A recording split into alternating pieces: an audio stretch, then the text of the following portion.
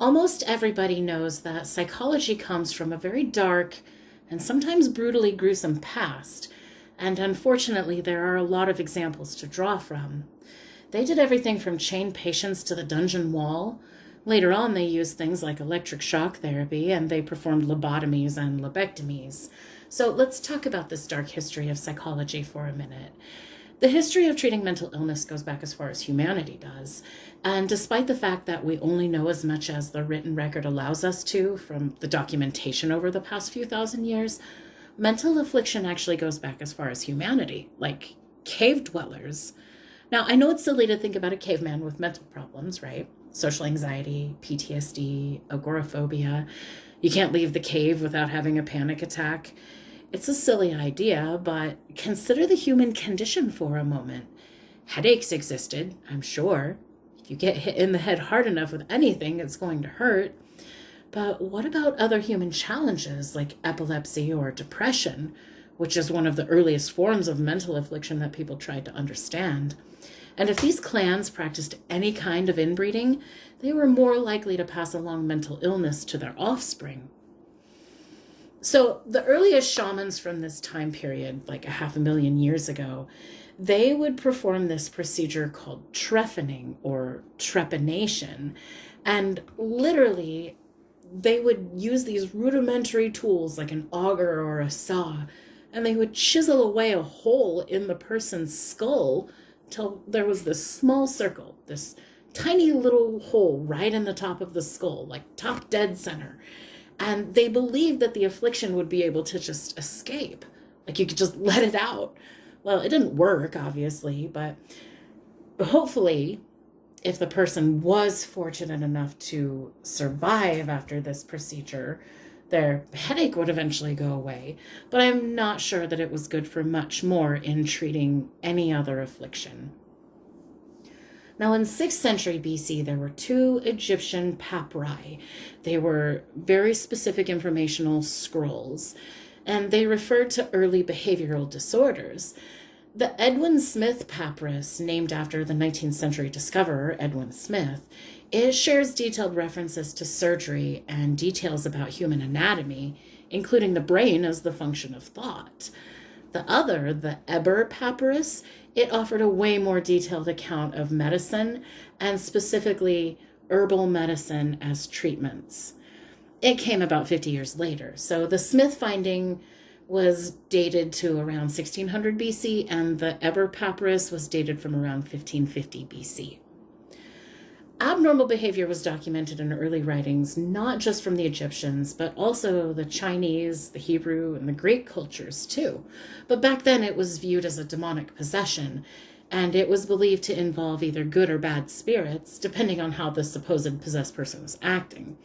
Most were just considered to be the work of an angry god or an evil spirit, but specifically in ancient Hebrew, these ideas were even thought to be the punishment of God, referring to the passage, "The Lord shall smite thee with madness," believing that God's protections would be withdrawn and the affected would be subject to the possession without this heavenly protection.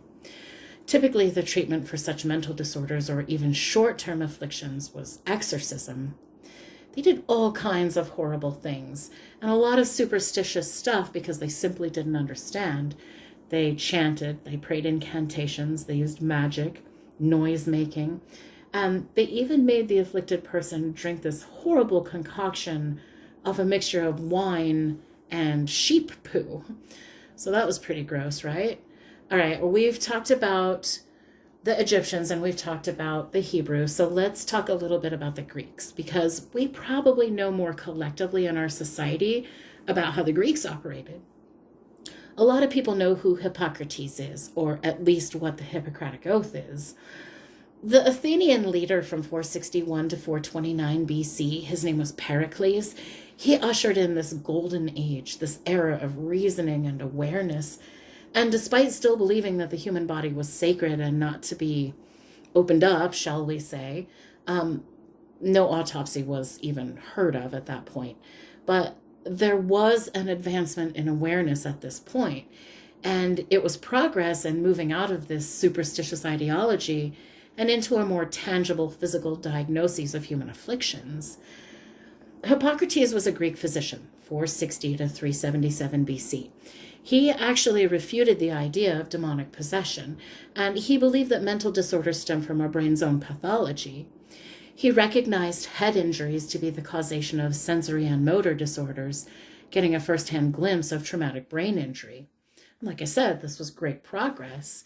Now, Hippocrates kept very detailed notes of his patients, and he classified 3 categories for all mental disorders: mania, melancholia, and brain fever, or phrenitis. Now, of course, we have different ways to categorize and understand psychology, and even the APA has chapter divisions for specific areas of practice. There are 54 of them, in fact. So one of the earliest known documents of human temperament is about the 4 humors, and it's associated with both Hippocrates as well as the Roman physician Galen. We'll talk about him more in a minute.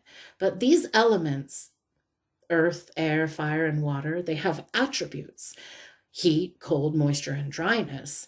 And combined, it was believed that these elements form the 4 fluids in the body: blood, or sanguis, phlegm, bile, or choler, and black bile, or melancholer.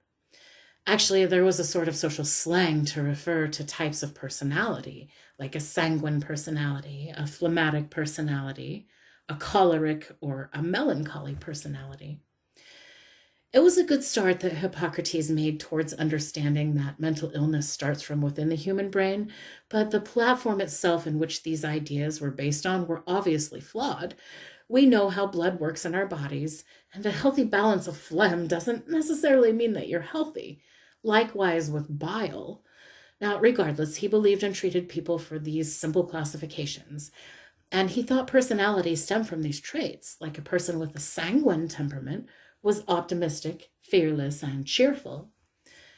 But he also developed the earliest methods of psychodynamics. Basically, he looked at the person, he determined the affliction, like melancholia, for example, and he would prescribe sobriety, abstinence, including celibacy, exercise to a point of exertion, and he even removed some patients from their homes or surroundings due to the toxic environments in which they live. And while all this sounds great, it was very pragmatic and practical. He also prescribed bleeding if necessary, which we know now is ridiculous. And he also thought that mania, especially in women, it was caused by a wandering uterus that would visit other organs in the body and just sort of hang out and pine to have children. So it went to visit the other organs because it was longing to be pregnant. And for this mania, Hippocrates believed that marriage was the best remedy. All right, we talked about Hippocrates, but what about Plato? He's not really a philosopher that I strongly align with on a lot of subjects, but I do appreciate that he changed the social order for mentally ill criminals by stating that they were obviously afflicted by a disease, and he even made provisions in his community to care for the mentally ill.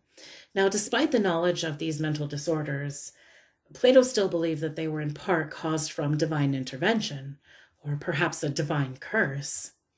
Plato's student, Aristotle, 384 to 322 BC, he continued the study of psychology, and he specifically wrote about his own views of consciousness and pain, but he also ascribed to the Hippocratic platform of the 4 humors, specifically bile.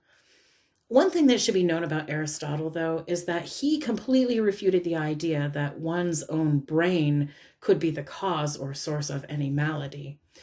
And remember, the term mental illness wasn't a thing back then, and they took things very superstitiously before they figured out what we know today, obviously.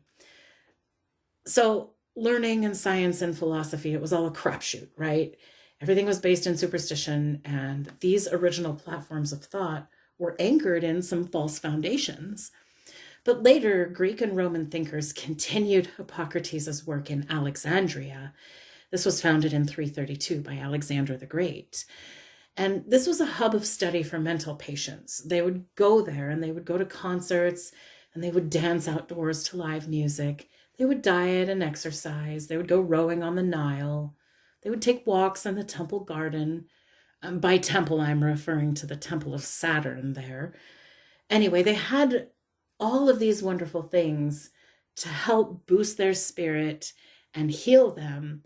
But they had some other not so great practices too that they were subject to, like bleeding and purging and enforced physical restraints.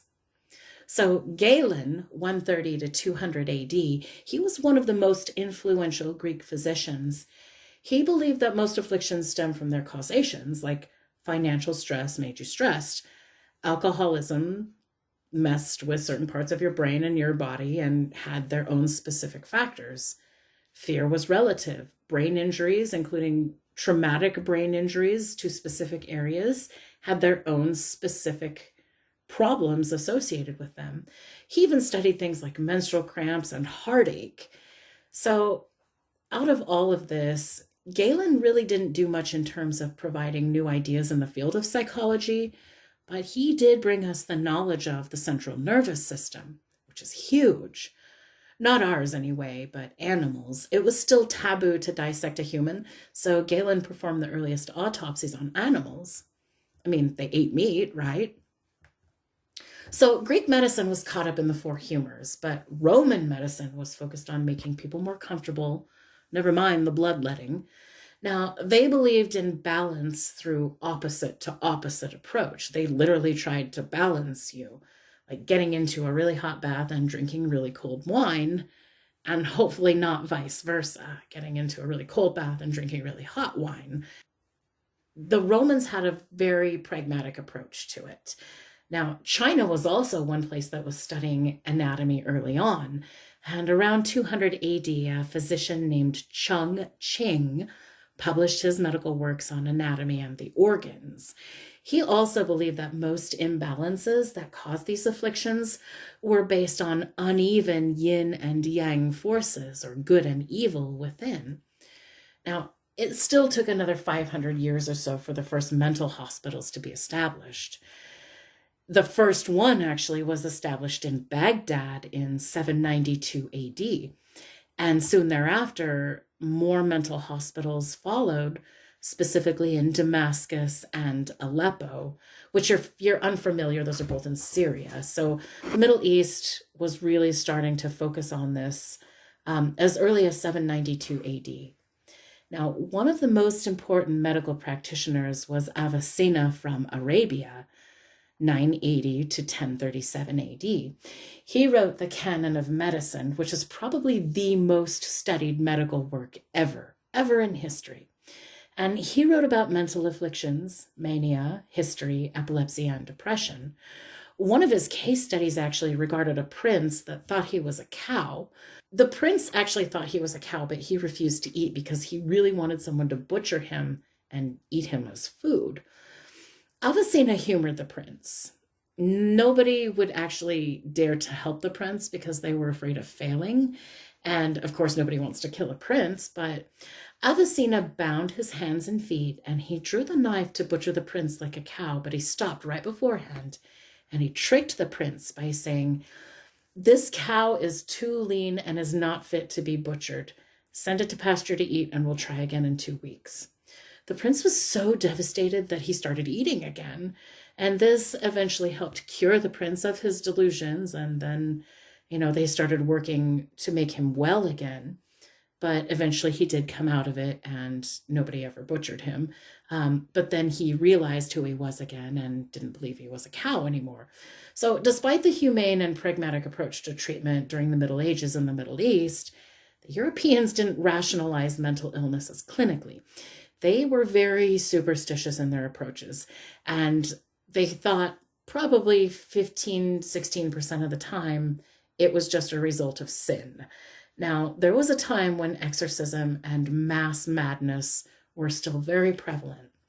In fact, this mass madness, it was responsible for large outbreaks of something called dance madness from the 10th all the way through the 13th centuries.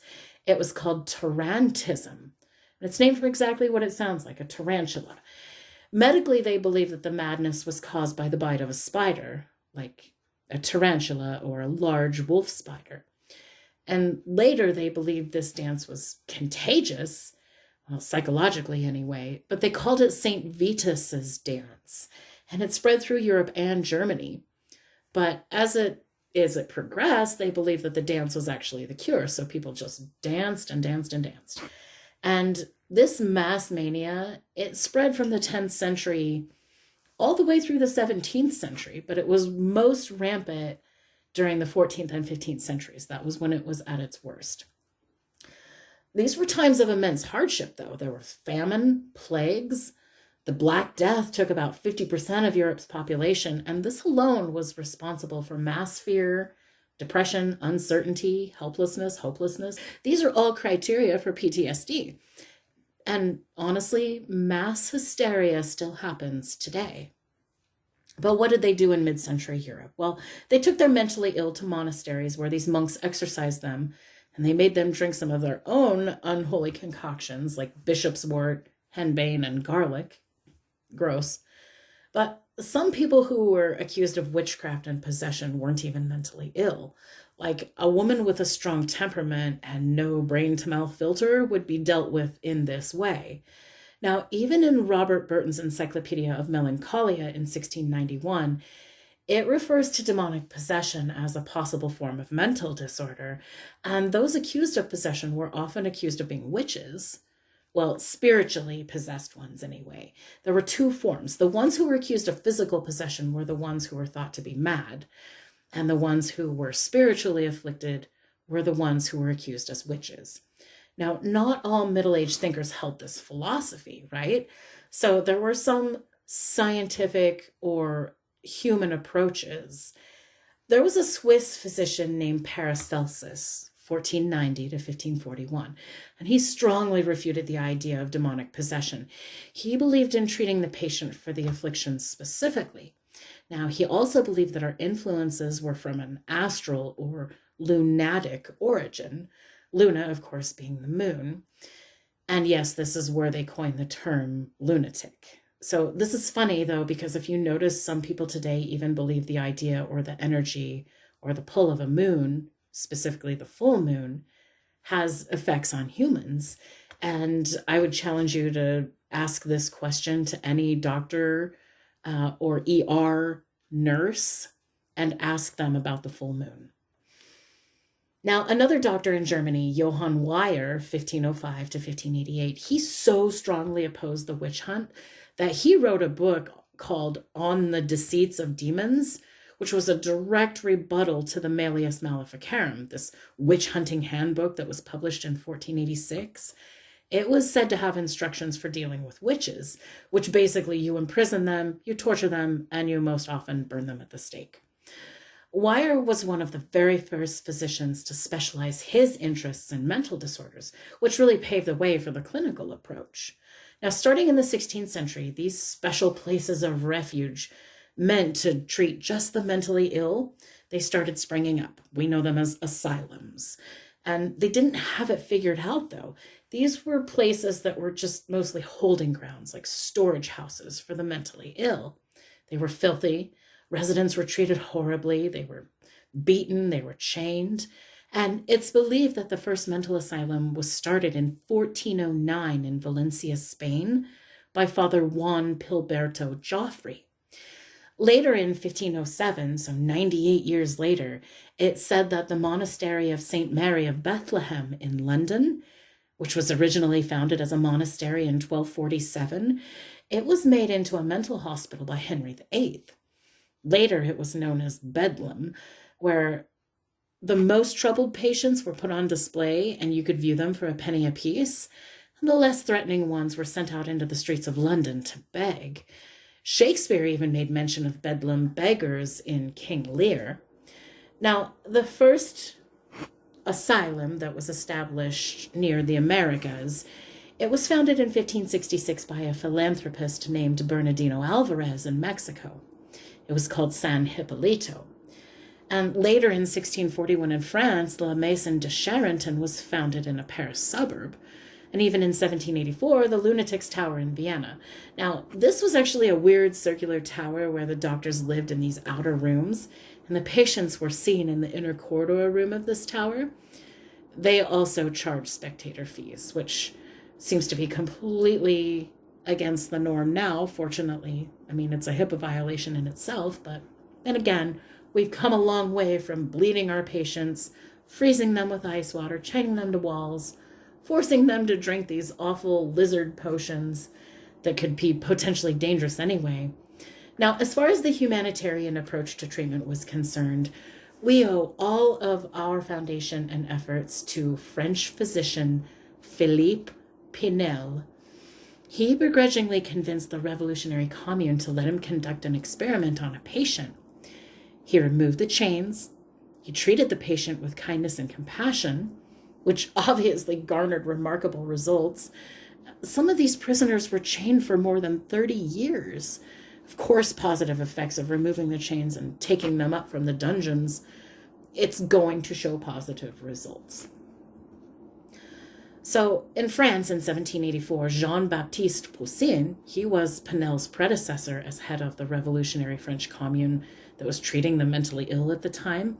It was called lobe. He ordered all chains to be removed. And basically he was trying to eradicate the prison-like setting that was formerly used to treat the patients. And he said straitjackets would be good enough. We don't need chains. At that point, he also issued orders that forbid staff to beat the patients. That's great. Now, while Poussin was reforming La Bicêtre, English Quaker William Tuke, 1732 to 1822, he established a country house called York Retreat. Residents lived in a spiritual atmosphere where they were treated very kind, with dignity. And York Retreat still practices in England today, more than 200 years later. Pinel and Tuke broke away from more modern approaches, inspiring men like John Connolly, Thomas Wakely, and Samuel Hitch. Hitch introduced a trained nursing staff to the Gloucester Asylum, which began to change the minds of the masses about how to treat the mentally ill. Wakely, on the other hand, he lobbied for change, and in 1842, the Lunacy Inquiry Act was passed, which required the inspection of asylums and residences every 4 months. This ensured that the residents were no longer being shackled and starved. Now, the founder of American psychiatry, Benjamin Rush, 1745 to 1813, he actually even signed the Declaration of Independence. And while he still held tight to the pseudoscience and superstition like bloodletting and astrology, he did champion for a humane approach. And in 1812, he wrote Medical Inquiries and Observations upon Diseases of the Mind. Rush could be said to be a key player in transitioning old world superstition to the new modern approaches. Of course, there were still inhumane practices going on. Just because a few places started this revolutionary new approach to being nice to people and treating them with dignity, many unregulated experiments were still going on, like determining the link between too much alcohol and a soldier's inability to pull the trigger, which was the case in a German study in the late 1800s. It was actually during the Franco-Prussian War of 1870. But it was also said that people drank a lot more back then. And hard alcohol, too, like rum and whiskey from their own stills, basically their own homemade moonshine, which I'm sure if each person consumed the average of 8 ounces a day, it would disrupt some daily life activity. Science obviously continues to advance in treatments and functional impairment remedies and advancements in technology that offer hope to those who are suffering, like medical implants to stop the tremors of Parkinson's. It's literally like an epidural for your brain, but with electrical impulses, rather. Now, there are those who play God. They try to better understand how the brain works, both functionally and consciously, because they literally want to get in there and have some control over the programming. But science apparently just discovered the seed of awareness. And as we continue to watch our advancements grow exponentially, we also have to be aware and reminded of the human condition and what makes us operate as a humanity. We have to firmly know which way our ethical and moral compass points and how willing we are to let go of the human condition for the sake of convenience and advancement.